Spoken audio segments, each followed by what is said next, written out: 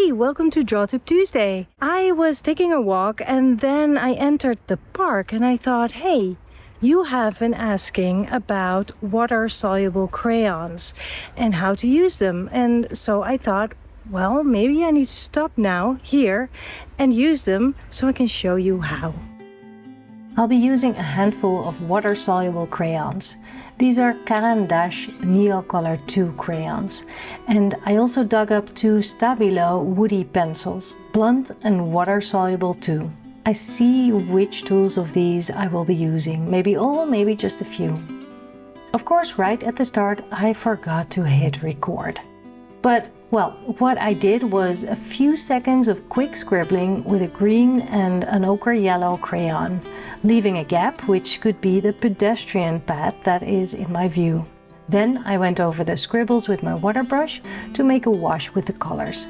The scribbles still show and are softened a bit, and they give a nice texture in the wash.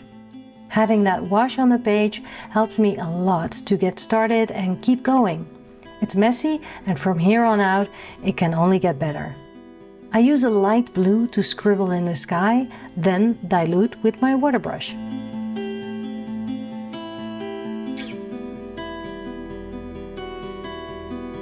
And now I draw. I use a green crayon to draw the tree that sticks out. I draw the hill that kids like to climb on, and in winter, on the few days of snow that we get, it's packed with kids and their sleds. To bring variety, contrast and depth, I darken the green in the background using a Payne's Gray crayon. I try a bit of yellow on the right, then go back to the tree to give it some more detail and texture with green and gray.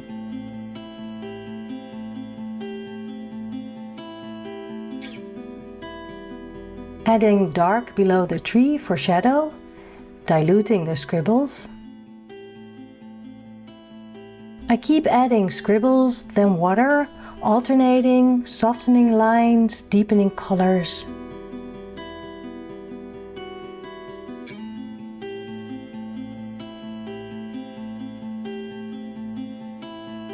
In the foreground on my right hand side, there is a big bunch of plants. So I'm drawing stalks of green, flowers, leaves.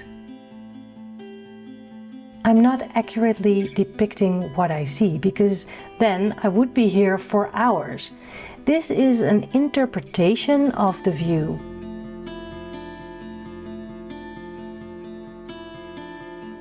Bringing some interest with that contrasting gray too.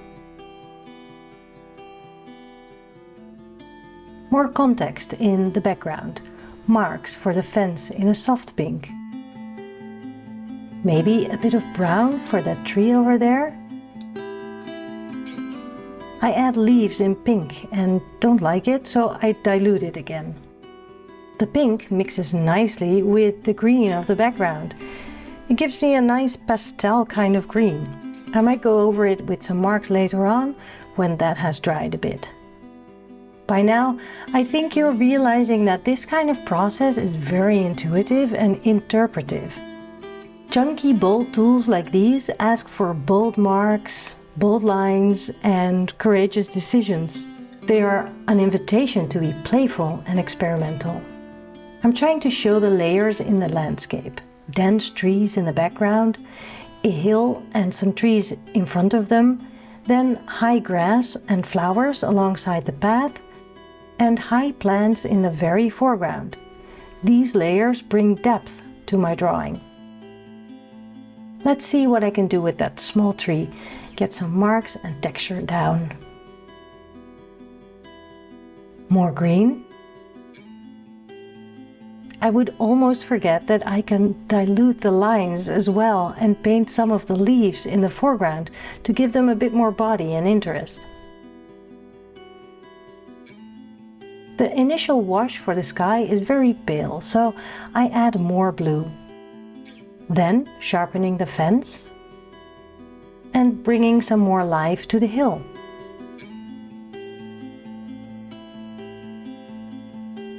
Scribbles and marks in the grass here and there. Then then I realized that I partly chose this view because of the hay bale that's there in the field. But I didn't even draw it yet, so I'm adding it now.